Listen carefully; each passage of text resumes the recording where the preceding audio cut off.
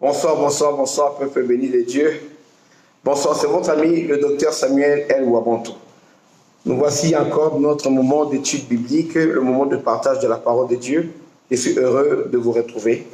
Voilà, je suis pasteur et responsable de l'église, la Maison du Roi Santé Chrétien, l'église principale, est à Paris, dans la région parisienne, précisément dans la ville de Rosny-sous-Bois. Mais aujourd'hui, je suis heureux d'être avec vous au travers de cette application, dans ce moment particulier de confinement. La parole de Dieu n'est pas confinée. Nous sommes là pour écouter la parole. Je vous demanderai de partager, n'est-ce pas, de partager cet enseignement, ce lien, pour que d'autres personnes puissent suivre, pendant que j'essaie de faire de même, en attendant que d'autres personnes se connectent. Le thème de ce soir, c'est Jésus-Christ, l'espoir des nations. Je suis en train de prêcher actuellement sur Jésus-Christ, roi des rois. Aujourd'hui, je vais faire une petite pause. Je vais plutôt parler de Jésus-Christ, l'espoir des nations. Et de là, nous allons continuer dans Jésus-Christ, roi des rois, et quand il faudra. Que Dieu vous bénisse. Toujours dans la grande pensée de les signes de la fin des temps, des événements pour préparer l'Église par rapport à ce qui se passe actuellement et par rapport aux choses qui sont en train d'arriver. Soyez bénis abondamment. Alors, partagez le message pendant que nous écoutons cette très très belle chanson qui nous parle de Jésus-Christ. Alors, merci beaucoup. Oh, thank you, Lord. Oh, yes. Excusez-moi.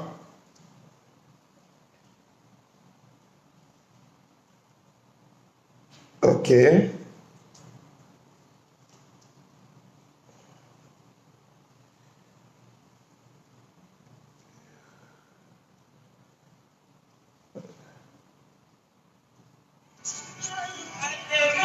Voilà, merci de continuer. Je salue tout le monde qui se connecte.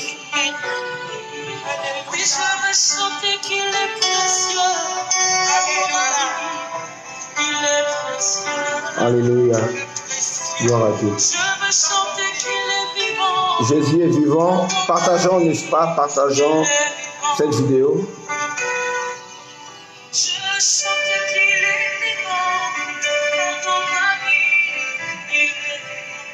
Gloire à l'agneau.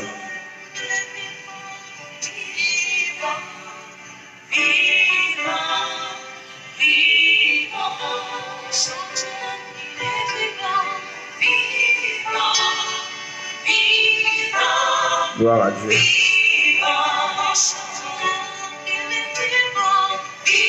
Oh.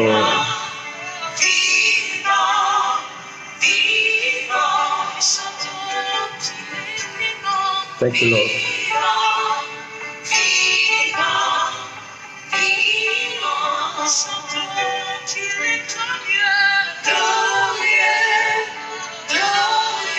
Soyez bénis. Connectez-vous et partagez la vidéo, s'il vous plaît. Nous commençons. Un peu. Nous sommes déjà en ligne, bien sûr.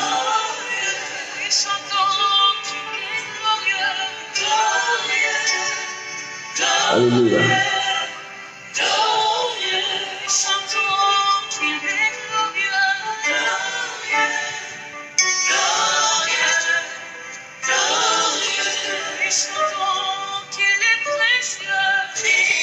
Oh yes.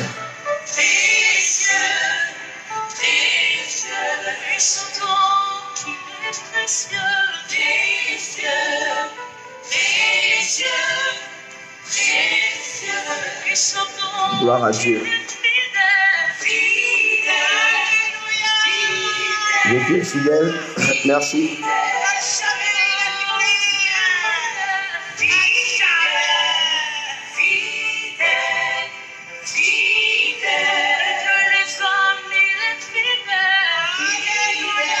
Alléluia. Connectez-vous, partagez la vidéo, s'il vous plaît. S'il y a un problème avec la connexion, n'hésitez pas à me faire signe. Parce que nous rencontrons. Alléluia.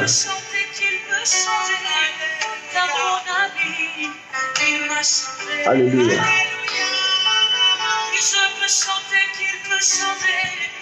Jésus change les vies. Je peux chanter qu'il peut toucher, car ce matin, il Ok. Alléluia. Beaucoup de gens me demandent souvent le titre de cette chanson.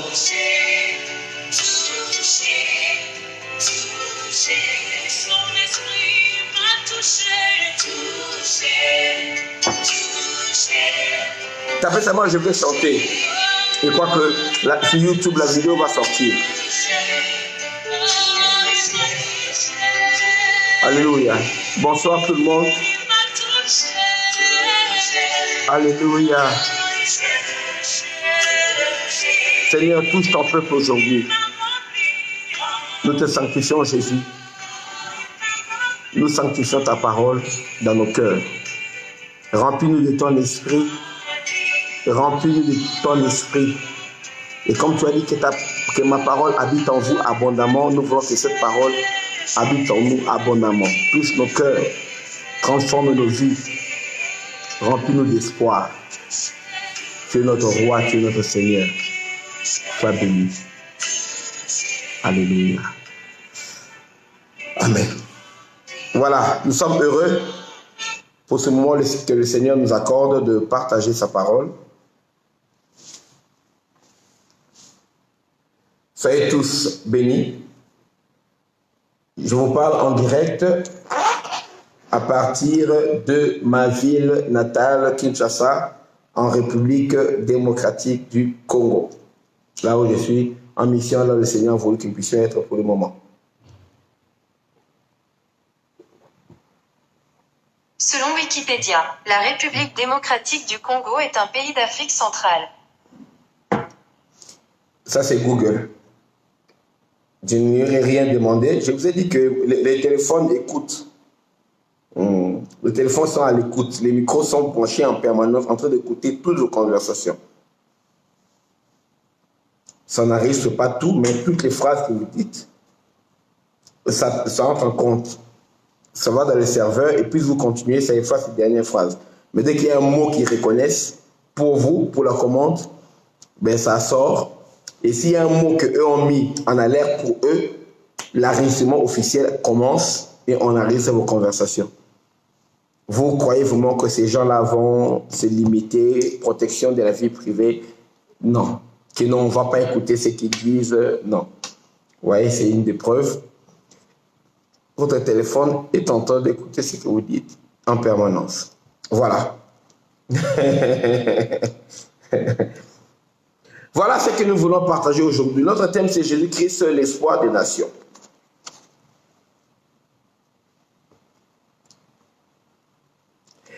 Vous devez savoir ceci.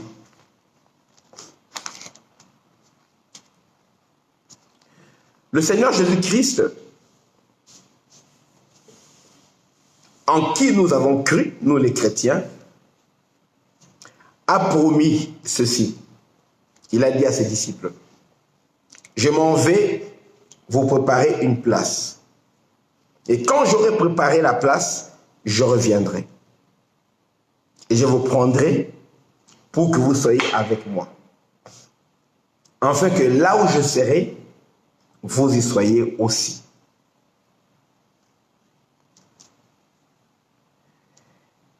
Et le Seigneur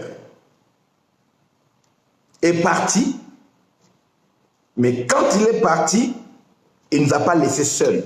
Écoutez-moi très attentivement. Moi, je suis un enseignant biblique. Donc, quand je parle, j'ai Genèse jusqu'à Apocalypse dans ma tête, dans mon cœur. Quand je parle, j'ai la vision de la Bible. Je parle pour que l'Écriture puisse s'accorder du début à la fin, parce qu'aucune portion de l'Écriture ne peut être le sujet d'une interprétation particulière. Parce que la Bible s'explique par la Bible. On ne peut pas prendre un verset des Écritures pour le poser à un autre verset des Écritures. Il faut comprendre la pensée, parce qu'il n'y a qu'un seul auteur de la Bible. L'auteur de la Bible, c'est le Saint-Esprit. C'est le Saint-Esprit qui a écrit la Bible. Il a utilisé des secrétaires, des personnes qui ont pris des notes. Et là, c'est poussé par l'Esprit que que les hommes ont parlé de la part de Dieu. Et là, toute écriture est inspirée de Dieu. C'est le Saint-Esprit qui a inspiré les gens, et les gens qui ont parlé, d'autres qui ont pris note, et d'autres qui ont directement été inspirés par l'Esprit, ils ont écrit. Le Saint-Esprit est l'auteur de la Bible. C'est pourquoi aucune prophétie, aucun message ne peut contredire la Bible. Parce que si tu parles par l'Esprit qui a écrit la Bible, ton message ne peut pas contredire ce que le Saint-Esprit a déjà dit ici, dans les Saintes Écritures. Vous avez compris? Les gens, on prêche, les gens, le mensonge dit que quand il y a la révélation, les écrits tombent. C'est faux. Non. Ce qui est écrit, ça restera. Toute révélation vient confirmer ce qui est écrit. Vient entrer dans la ligne de conduite ou bien dans la vision de ce qui est écrit. Les paroles des écrits qui ont déjà été accomplis, on a aussi signifié ça, que cette parole a été accomplie, de sorte que nous puissions toujours avoir la même pensée. Ce qui était limité dans le temps, le Saint-Esprit nous a dit par les apôtres que ce message-là était limité dans le temps. C'est écrit ici, pour que nous ne puissions pas commencer à choisir, ça a été limité dans le temps, c'est plus d'application. Ce qui est limité dans le temps, le Saint-Esprit l'a expliqué également, toujours dans les Écritures. Voilà, nous sommes là, nous allons avancer. Alors, Dieu, dans sa bonté, avant de partir, Jésus-Christ a fait que il nous a laissé le Saint-Esprit. Il a dit, je m'en vais, je ne vous laisserai pas orphelins. Je vous enverrai le Consolateur, le Paraclet. Il prendra de ce qui est à moi et vous le communiquera. Et il vous conduira dans toute la vérité. Et nous sommes restés dans ce monde et Jésus-Christ nous a prévenus que prenez courage, vous aurez des persécutions et des tribulations. Prenez courage parce que j'ai vaincu le monde. L'Église doit savoir ce qui se passe pour que l'Église puisse savoir comment il faut se comporter. Si tu n'es pas au courant de ce que le Seigneur fait en ce moment, et ce que le Seigneur va faire dans les jours à venir, tu ne sauras pas qu'est-ce que le Seigneur attend de toi. Tu ne sauras pas quel comportement approprié à avoir. Okay. Le temps est toujours important dans la vie chrétienne. Le discernement des temps, c'est important. Vous vous rappelez de la parabole des vierges folles et des vierges sages. Les vierges sages ont su dans quel temps ils sont. Les vierges folles n'ont pas évalué le temps. Quand tu sais dans quel temps tu es, tu prendras des précautions. Quand tu n'évalues pas l'importance du temps que tu vis, tu ne prendras pas toutes les précautions requises. Quand tu voudras utiliser le temps pour te rattraper, ça sera trop tard. Je continue à parler. Les vierges sages savaient que ils étaient en train d'entendre l'époux qui devait venir et elles s'étaient préparées. Mais on ne savait pas à quelle heure l'époux allait venir. Mais au moins, il a dit que l'époux peut venir, on n'aura pas assez de temps. Elles ont acheté de l'huile pour leur lampe parce qu'il faut se présenter devant l'époux avec la lampe allumée. Et les autres vierges, c'est-à-dire qui n'étaient pas sages, ont dit, bon, l'essentiel c'est que nous sommes préparés, nous sommes bien habillés, mais la condition c'est qu'il fallait avoir sa lampe. Mais ils ont dit, non, on aura sûrement le temps. La lampe, là, c'est pas important. On a déjà la lampe, l'huile n'est pas important, on va faire avec ce qu'on a. Peut-être l'époux va venir maintenant. Mais l'époux a tardé. Elles n'ont pas pris des précautions. Les lampes qu'elles avaient se sont éteintes. Elles se sont éteintes parce qu'il n'y avait plus d'huile dans les lampes. Et quand l'époux est venu, le temps de l'époux est venu, celles qui avaient pris les précautions sont allées. Mais celles-là, on ne peut pas aller, on ne remplit pas les conditions. Allons pour chercher de l'huile. Quand elles sont allées, elles reviennent, la porte était fermée. Et c'était préparé pour cet événement-là, sans prendre les précautions parce qu'ils n'ont pas évalué le temps. Et puis, elles sont restées dehors. Là, il y a des pleurs, là où les gens grincent les dents. Dans la vie chrétienne, il faut savoir dans quel temps. Il y a des moments où le Seigneur te fait comprendre que ça, c'est le temps d'entrer en prière. Toujours le même Seigneur qui te protège sans que tu ne saches qu'il est en train de te protéger, qui te sort des accidents sans que tu saches. Mais il y a des moments où il te dit, entre en prière. Si tu négliges l'avertissement du Saint-Esprit, en tant qu'individu, en tant que famille, en tant qu'église, d'entrer en prière, tu dis que oh, je vis tous les jours comme ça, Dieu est avec moi.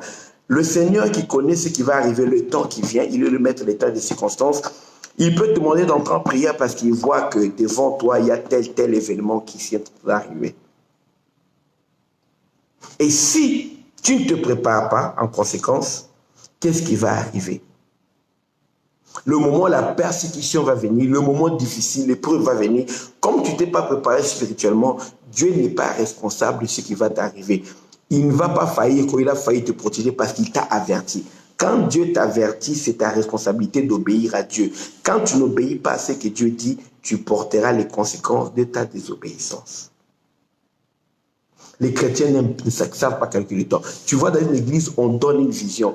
Entrons tous en jeûne et prière, mais tu verras toujours, il y aura 2, 3, 4, des groupes de gens qui diront, je suis faible en ces moments. Quand Dieu dit entrons en prière, il sait que tu es faible en ces moments-là. Il sait que tu as un problème, mais il te dit entrons en prière parce qu'il sait que ce qui va t'arriver, ce qui risque de t'arriver, risque d'être plus grave que la petite douleur que tu as, la petite faiblesse, le petit mot d'estomac que tu as, le mal d'estomac, pardon.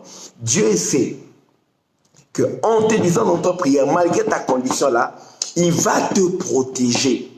Il va intervenir dans ta vie au-delà de la douleur que tu as. Parce que la prière déclenche la puissance de Dieu dans ta vie.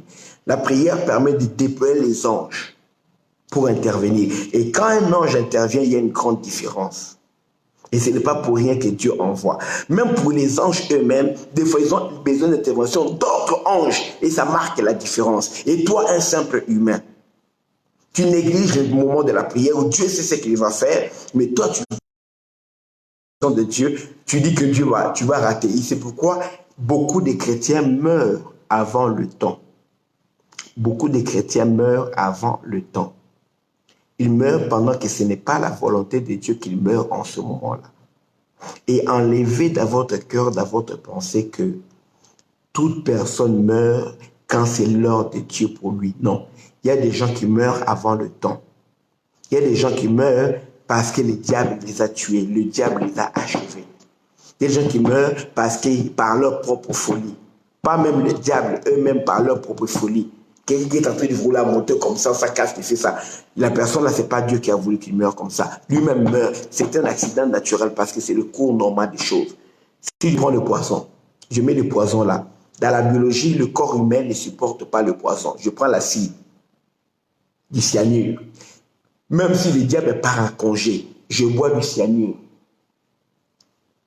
Mon corps, qui est l'instrument avec lequel je vis, va mourir. C'est une réaction physique. C'est la même réaction que ça. Le cyanure, quoi, tout ce qui est chimique dans le cyanure, va tuer mon corps. Sans corps, je ne peux pas vivre, je vais mourir. Alors que le diable n'est même pas intervenu. Dieu n'est pas intervenu. Moi-même, par manque de sagesse, je peux mettre fin à ma vie, à mon séjour sur la terre, sans que Dieu n'intervienne. Et tu ne diras pas que c'est Dieu qui avait dit que tu boives le poison, ou bien c'est le diable officiellement. Même si le diable n'est pas là, quand tu fais ta volonté dans le mal, sache que tu vivras les conséquences.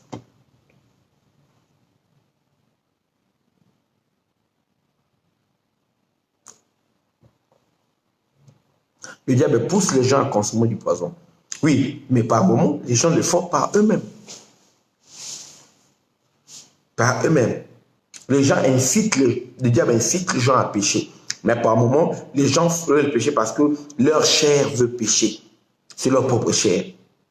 Ce n'est pas obligatoirement le diable qui les a tentés eux-mêmes. Car chacun est tenté par sa propre convoitise.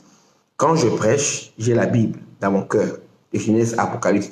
Les gens sont tentés par leur propre convoitise. C'est ça que le diable. Et quand le diable vient y rajouter quelque chose, eh bien, ça devient encore, la tentation devient plus forte. Alors, dans le moment que nous sommes en train de vivre, nous devons discerner dans quel temps nous sommes. quelle est la priorité? Dieu est en train d'ouvrir nos cœurs, d'ouvrir nos yeux, les yeux de nos cœurs, sur la situation actuelle du monde, des choses que nous ignorions. C'est l'agenda de l'Antéchrist quand il dit l'esprit de l'Antéchrist agit déjà.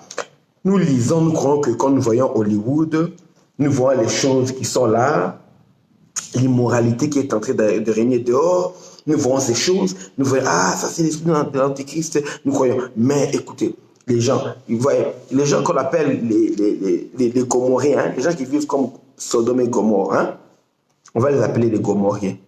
Parce que comme c'est eux qui sont en train de contrôler ces réseaux sociaux, maintenant quand tu dis certains mots, tu attaques en bloc ton compte. Comme nous n'avons pas nos réseaux sociaux à nous, nous avons les gens qui vivent comme les Sodome et Gomorre. Les Gomorriens. On va appeler les Gomorriens, on va appeler les Sodomites. On va appeler les Sodomites. Hommes et femmes, tous sont dans le même toit. On croit que l'esprit... Mais maintenant, au travers de ce qui se passe maintenant, avec cette crise de Covid-19, nous comprenons vraiment que le monde est sous la puissance du malin. Quand Jésus le dit, souvent on croyait que non. Alors, le monde dans lequel nous sommes ne va pas s'améliorer. Écoutez.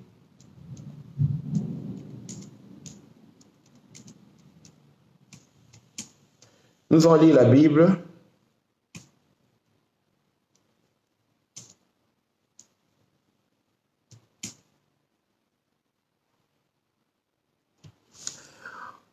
Là où le Seigneur nous prévient sur ce qui va arriver. Ouvrons dans 1 Thessaloniciens chapitre 5.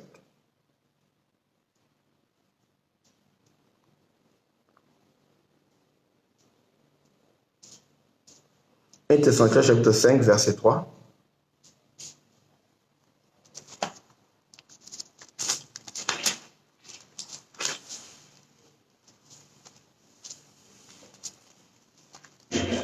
L'épître de Paul aux Thessaloniciens chapitre 5, verset 3.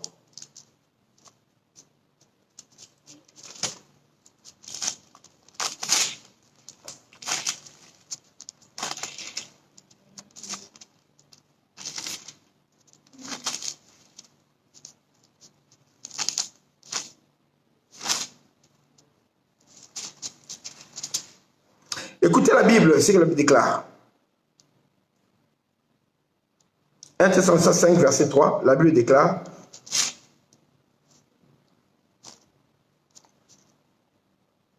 quand les hommes diront paix et sûreté, alors une ruine soudaine les surprendra, comme les douleurs de l'enfantement surprennent la femme enceinte, et ils n'échapperont point. Mais vous, frères, vous n'êtes pas dans les ténèbres pour que ce jour vous surprenne comme un voleur. Vous êtes tous les enfants de la lumière et des enfants du jour. Nous ne sommes point de la nuit ni des ténèbres.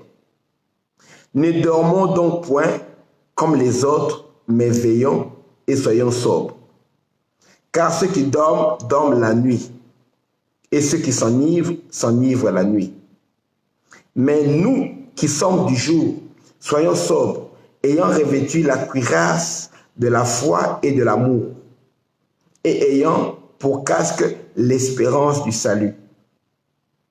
Car Dieu ne nous a pas destinés à la colère, mais à la possession du salut par notre Seigneur Jésus-Christ. Thessaloniciens, chapitre 5, verset 3 jusqu'au verset 9. On peut continuer verset 10. Qui est mort pour nous, afin que nous, soit que nous veillions, soit que nous dormions, nous vivions ensemble avec lui. Verset 11. C'est pourquoi exhortez-vous réciproquement et édifiez-vous les uns les autres, comme en réalité vous le faites. 1 Thessaloniciens chapitre 5, verset 3 à 11. Très édifiant, ce passage. C'est-à-dire qu'il arrivera un moment dans le monde où le monde va commencer à réclamer la paix et la sûreté. Il va commencer à réclamer parce que les choses de la terre les choses des nations vont aller de mal en pire. Je vais vous dire ceci. Les choses du gouvernement des nations vont continuer à aller de mal en pire. Les choses ne vont pas s'arranger. Il y aura des accalmies, après les choses vont aller encore. L'économie va continuer à dégringoler. Il n'y aura plus de moments de prospérité comme il y avait avant. Non. Les choses vont continuer à aller de mal en pire. Les choses vont continuer à s'empirer dans le monde dans lequel nous vivons. Les gens vont commencer à réclamer la paix et la sécurité devant le terrorisme, parce que vous devez savoir que il y a des attaques terroristes qui sont faites avec des armes, des bombes, tout ça. Il y a des attaques terroristes qui sont faites avec des armes chimiques. Il y a des attaques terroristes qui sont faites avec des armes biologiques. Comme ce que nous sommes en train de vivre avec Covid-19. C'est un virus qu'on a fabriqué dans le laboratoire.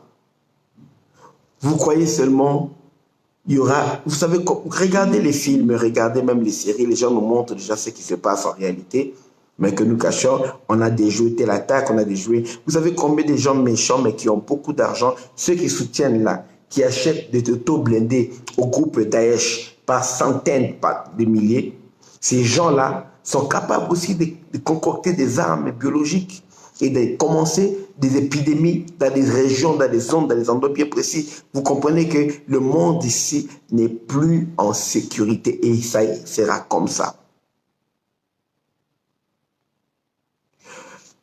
Nous devons savoir que quand les gens vont rechercher la sécurité, le Seigneur, notre roi, en qui nous avons cru, va revenir pour nous prendre, pour que nous soyons avec lui. Jésus reviendra pour nous délivrer de ce qui se prépare dans ce monde et de ce qui va se passer dans le monde.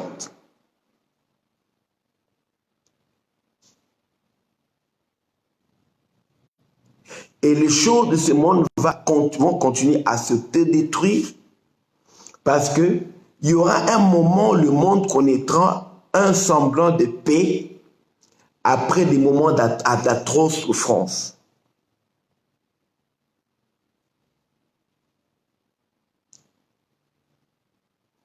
Le moment où le monde va avoir une certaine paix, c'est le moment où il y aura l'antichrist qui régnera. Après avoir connu le moment de tribulation, après avoir connu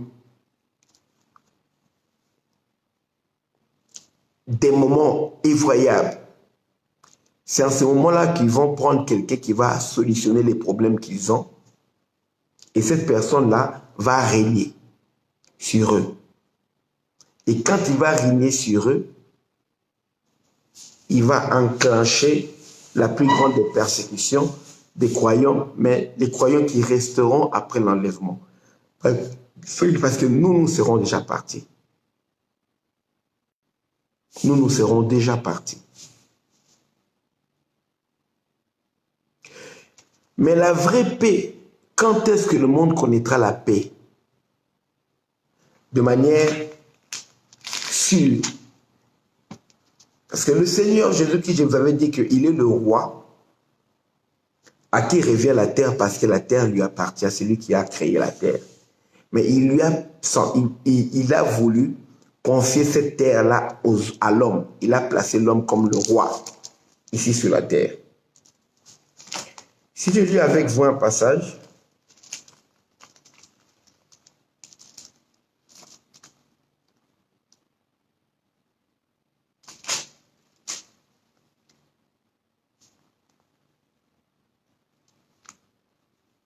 dans le livre d'Apocalypse,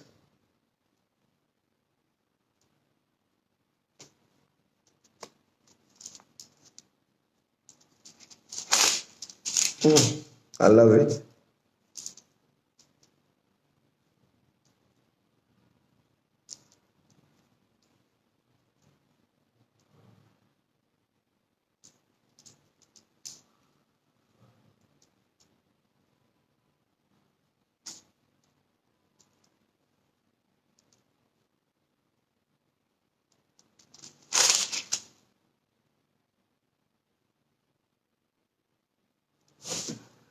Apocalypse chapitre 19.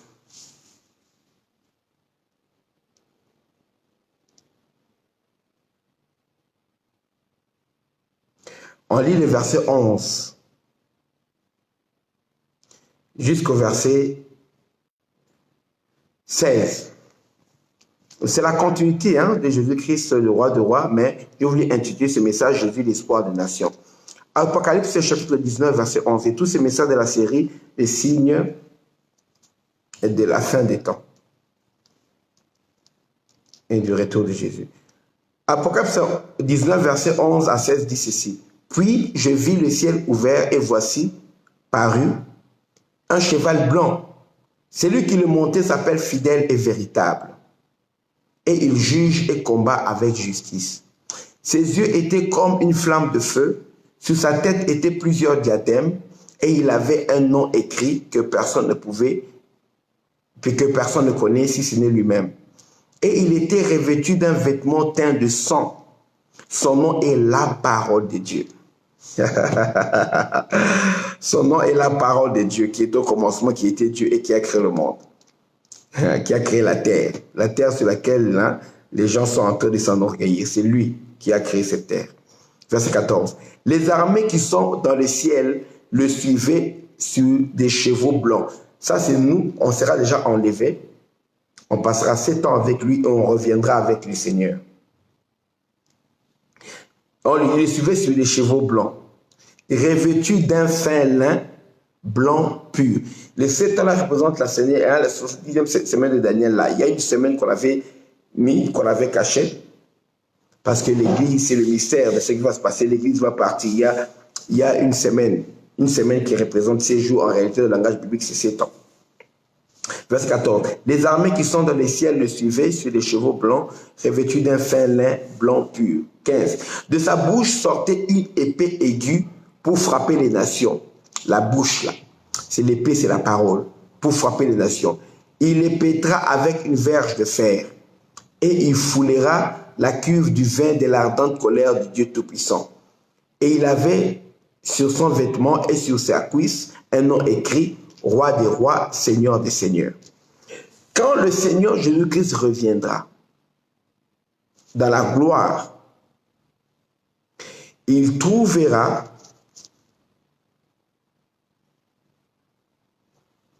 les nations rassemblées en train de combattre Israël. Les nations seront en train de détruire Israël, la nation d'Israël. Et Israël sera détruit. Israël sera en ruine pendant ce combat. Ils vont lutter.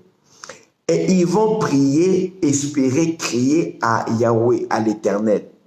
C'est en ce moment-là que le Seigneur reviendra sur la montagne des Oliviers. Quand il descendra, de sa bouche, il va parler et il va détruire les armées des nations. Et il trouvera l'antichrist et le faux prophète qui était en train de régner dans le gouvernement mondial et qui avait mis son siège même,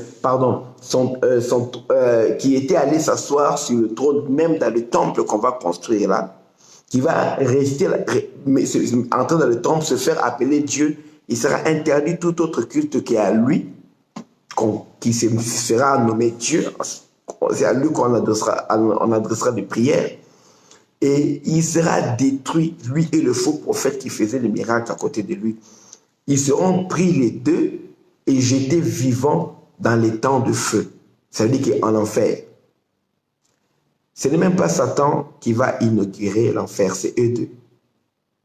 Quand ils vont être jetés, maintenant qu'est-ce qui se passera? Le Seigneur va descendre dans la gloire et il va sauver les Hébreux, les Juifs. Quand ils vont voir cela, c'est alors que les Juifs vont croire en lui comme étant le Messie, Amashia, le Messie, le Christ, le oint avec son onction. Parce qu'il est venu les sauver. Parce qu'ils n'ont pas cru en Jésus-Christ quand il était venu il y a 2000 ans, parce qu'ils étaient sous la domination romaine. une domination politique et sociale. Et Jésus-Christ, quand il est venu, il leur a parlé que du royaume spirituel. C'est pourquoi ils n'ont pas cru en lui, parce qu'ils voulaient être délivrés du joug des Romains. Mais là, Jésus viendrait les délivrer physiquement, comme ils ont toujours attendu, parce qu'il est écrit que le Messie les délivrera et le Messie régnera sur eux. Ils verront cela. Et Jésus-Christ, dès qu'il va venir, il va détruire l'armée des nations.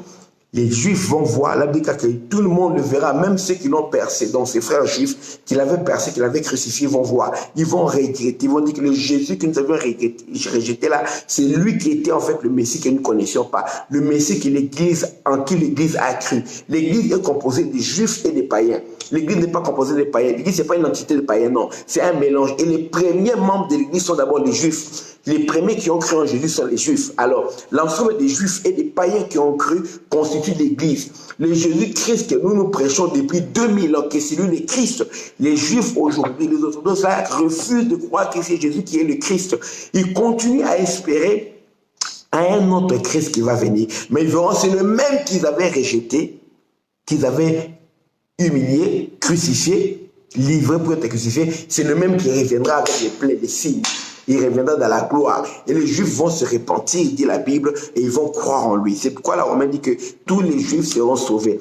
Tous les Juifs qui meurent maintenant dans le péché ne sont pas sauvés. Ils seront jugés pour aller en enfer comme toutes les autres nations. Mais les Juifs qui seront vivants pendant ce moment-là, qui vont croire en lui, ne seront pas sauvés parce qu'ils sont Juifs. Ils seront sauvés parce qu'ils vont croire en lui en tant que le Messie, le Fils de Dieu. Parce que celui qui a le Fils a la vie, celui qui n'a pas le Fils n'a pas la vie, la colère de Dieu demeure sur lui, que tu sois juif, que tu sois grec, peu importe. Quand tu n'as pas cru au Fils de Dieu, tu n'as pas le salut. En ce moment-là qu'ils croiront que c'est lui qui est le Fils de Dieu. Et c'est en ce moment-là qu'ils seront sauvés. Ceux qui seront restés vivants. Ceux qui vont mourir avant vont être jugés pour aller en enfer. Vous comprenez? Alors, de la même manière, Jésus disait aux Juifs qui ne croyaient pas en lui à son époque, je vais m'en vais auprès du Père, vous ne pouvez pas venir où je vais. Jésus leur a fait comprendre qu'ils vont aller en enfer parce qu'ils n'ont pas cru en lui. Ce sera pareil.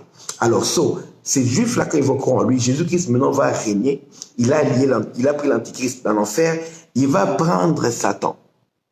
Il va lier Satan pour 1000 ans. Pour que Satan ne séduise plus les nations. On va mettre Satan, pas dans les temps de feu, mais dans un trou, dans un abîme. On le met comme dans un trou là, on ferme le trou là, il y aura un ange puissant qui va fermer, enchaîner le trou. Satan restera là-bas pour ne plus sortir, séduire les nations. Et Jésus-Christ, pendant les 1000 ans, Jésus-Christ va régner maintenant sur la terre. La capitale mondiale sera Jérusalem. Jésus va régner physiquement sur toutes les nations. Il va dominer sur tous les présidents, sur tous les rois de la terre. Ils vont devoir se prosterner devant lui. Il va redonner la paix à la terre. C'est pourquoi Jésus-Christ est l'espoir des nations. Il va guérir la terre des méfaits, des dictateurs, des despotes, des voleurs, tous les gens qui veulent empoisonner les gens avec tout ce qu'ils sont en train de fabriquer, faire. Les criminels qui volent des millions de dollars, des millions d'euros pour eux-mêmes et leurs familles, et ils laissent des femmes mourir de faim, des enfants mourir de faim. Ce sont des criminels, c'est l'esprit dans notre Christ là. Des gens qui voient qu'ils détournent des millions qui peuvent servir à plusieurs personnes là. Ce sont des criminels, tous ces gens-là. Jésus-Christ va nous délivrer d'eux. Où on a 1% des personnes qui possèdent 99% des richesses de la terre. Les autres là, débrouillez-vous avec le reste. C'est la folie. Les gens qui croient qu'ils ont le droit de vie et de mort. Les gens comme les Bill Gates là, si on est trop nombreux sur la terre, Bill Gates, commence d'abord à zigouiller tes enfants. Tu as des enfants, tu as 2 ou 3 enfants. Zigouille tes enfants, stérilise d'abord tes enfants là pour qu'ils puissent être sûrs qu'ils ne vont pas se multiplier, se reproduire sur la terre. Et puis zigouille-les, vous avez tous les moyens. Suicidez vous-même collectivement, voilà, parce que montrez-nous que vous voulez la terre est trop peuplée. Non, eux, ils font des plans en disant que c'est eux qui méritent de vivre. Il faut réduire le nombre de populations des gens qui sont pauvres sur la terre. Ce sont les pauvres. Et quand on parle des pauvres, on regarde souvent qu'un seul continent, l'Afrique. L'Afrique est le continent qu'il faut dépeupler, alors que nous, l'Europe est plus peuplée que l'Afrique, parce que la concentration, la densité des habitants par kilomètre carré est plus élevée qu'en Afrique. Nous avons de larges pays, de larges territoires qui est sous-peuplé. Il y a des endroits qui sont même inhabités, sous-peuplés, mais c'est l'Afrique qui veut sous-peuplé parce qu'il y a des pauvres ici en Afrique. Vous comprenez? Tout leur programme de stérilisation, de ceci, ne concerne que les pays pauvres, particulièrement l'Afrique. Bref, le Seigneur va délivrer le monde de tous ces renégats et le Seigneur va régner sur toute nation. Il y aura la paix. Et ceux qui vont commencer à l'adorer, la Bible dit qu'il y aura la prospérité de leur pays, il y aura la pluie qui va commencer à tomber et les gens vont apprendre à respecter Jésus, même ceux qui ne l'aiment pas. Ils vont respecter Jésus comme les rois des rois et le Seigneur des seigneurs. Jésus régnera sur la terre. Il régnera sur les nations ici sur la terre. Il régnera sur la France, les États-Unis, la Russie, la Chine, la Corée du Nord, Corée du Sud, peu importe, le Congo, Côte d'Ivoire. Il va régner et lui siégera à Jérusalem et il va établir à la tête des nations les serviteurs qui lui ont été fidèles. Donc, ça regarde pas être pasteur, apôtre, docteur, prophète, évangéliste, non. Ça regarde des chrétiens qui l'ont servi avec fidélité. Il n'y aura pas de grade en tant que pasteur, non. Toi, même si tu es simple chrétien, même si tu n'as rien, tu n'as pas un titre, une position en tant qu'ouvrier dans l'église. Mais si tu as servi Dieu avec fidélité, je ne parle pas de ceux qui ont prié, qui ont conservé la foi, non. Conserver ta foi, ça ne regarde que toi, ça n'apporte rien dans le royaume. On t'a sauvé une seule âme, tu pars au ciel seul, ça ne concerne rien. Je parle de ceux qui ont prêché l'évangile. Les chrétiens qui ont gagné les âmes, ce sont eux qui sont importants dans le royaume. Pas seulement ceux qui croient, je garde ma foi, non. Garder la foi, c'est le minimum. C'est comme le serviteur là, on lui a donné des talents, il a pris son talent, il l'a caché sous la terre. Quand le maître est venu, il ne l'a pas félicité. Il lui a ravi même son talent, il lui a donné à celui qui en avait déjà 10, qui avait rapporté. Lui là, on l'a jeté même dehors. Tout celui qui a cru en Jésus-Christ doit parler de Jésus. Vous, chrétiens, parlez de Jésus. Parlez de Jésus-Christ. Ceux qui auront assigné la foi, la sagesse à la multitude brilleront comme les étoiles du ciel, ils brilleront comme la lune. Donc le Seigneur a promis que ceux qui l'ont servi vont briller. On aura des couronnes. Les couronnes là et les grades, on nous le donnera pendant qu'on sera dans les noces de l'agneau, on va nous habiller pour les noces. C'est là qu'on sera enlevé, on va nous donner déjà les positions. Quand on descendra sur la terre, Jésus saura qui est-ce qu'il mettra où. Comme le maître avait dit que tu as été fidèle, je t'établis sur 10 villes. Tu as été fidèle un peu, je te confierai beaucoup. Je t'établirai sur 5 villes. C'est comme ça, il s'établira sur des villes, sur des cantons, sur des territoires, sur des nations. Jésus va régner au travers des chrétiens. C'est pourquoi je vous avais enseigné la fois passée, Jésus est le roi des rois que nous sommes. Quand tu vois ici le docteur Samuel roi, il ne faut pas m'insulter, ce n'est pas l'orgueil. Jésus est d'abord le roi des rois que nous sommes. Ce n'est qu'après, pendant le millénium, qu'il sera le roi des rois de la terre. Il va régner sur eux. Exprès. Mais il ne va même pas régner sur eux exprès parce que c'est nous qui allons régner sur les rois, les présidents de la terre. Il va nous imposer. Vous n'avez jamais vu un pays où on a un président et quand un autre président vient, bien, on fait un coup d'état, l'autre là tombe, le nouveau président vient, il enferme l'ancien président en prison. Il est devenu le nouveau président, ça se passera comme ça. Bien, quand l'ancien président vient, il respecte le nouveau président comme étant le nouveau président et il l'appelle monsieur président et ce n'est plus lui qui commande. C'est nous, les dirigeants actuels, si ça arrivait maintenant, ils vont commencer à obéir aux chrétiens qu'on va placer à la tête des nations. Et c'est alors pourquoi Jésus est l'espoir des nations, parce que la terre connaîtra la paix. Imaginez-vous, pas une seule guerre, pas un seul conflit, rien pendant 1000 ans. L'espoir des nations, même si ça arrivera après l'enlèvement, mais les nations connaîtront la véritable paix quand le prince de la paix va régner. Et maintenant, pour que les nations connaissent la paix, il faut que ceux-là qui sont en train de bloquer les actions des enfants du diable qui ont l'esprit de l'antéchrist. Qu'est-ce qui bloque l'esprit de l'antéchrist de se manifester? Parce que son esprit est déjà là. Qu'est-ce qui bloque l'antéchrist de se manifester?